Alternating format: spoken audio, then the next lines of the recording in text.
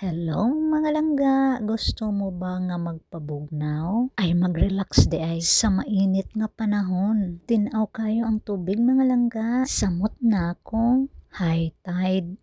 Tara na sa Wakaisha Beach. Maunsian Station, Exit A. Lakarin mo lang palabas ng mall mga langga. Makakita ka ani nga bridge. Nidta mo na og kay adto ta padong sa right side. Inignaog nimo mga langga. Lakaw ka lang right side, straight lang mga langga. Hangtod maabot nimo ning traffic light. Ayaw lang pagtabok ha mga langga. Then pakaliwa kayo. Pwede rasad mo magkaos diri mga langga kung wala mo'y tubig. Ani manginom ang gikan mag-jogging. Nindot kayo joggingan diring dapita.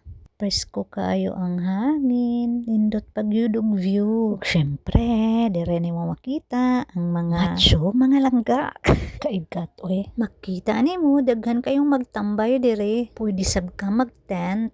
Kay dili bawal diri mga langga. Pwede kayong mag-video kay diri. Way mo badlong gyud kay way sabaan.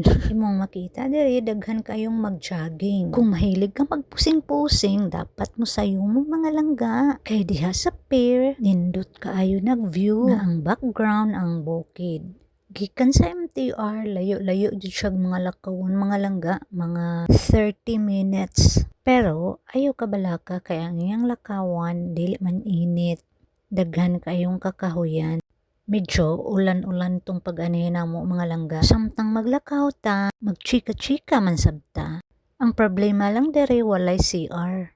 Wala sab kay kanaw-nawan inighuman og ligo sa dagat. Pero ang imong buhaton magdala lang kag tubig para imong inaw-naw kung mag-ilis na ta. Ang pag-CR lay problema pero naanad man tag binukid mga langga. Murag iring ba ikot-kot bitaw sa yuta. Dayon ibutang, dayon tabunan. Ang among gibuhat magdala mi og payong, may among itabon kung mangihi mi. Syempre, magkuan, ay balo na ka. Tuwad ra sa kakahuyan ba?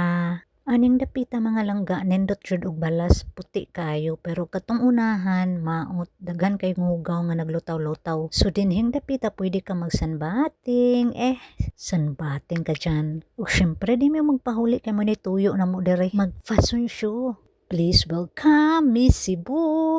Ganahan dyan siya mag-Miss Hong Kong ba? Another again, Miss Cebu. Tadadang. Ulawon lang ni siya mga langga. Amo pa ning hanason maayo. Ug anay anasab si Miss Iloilo.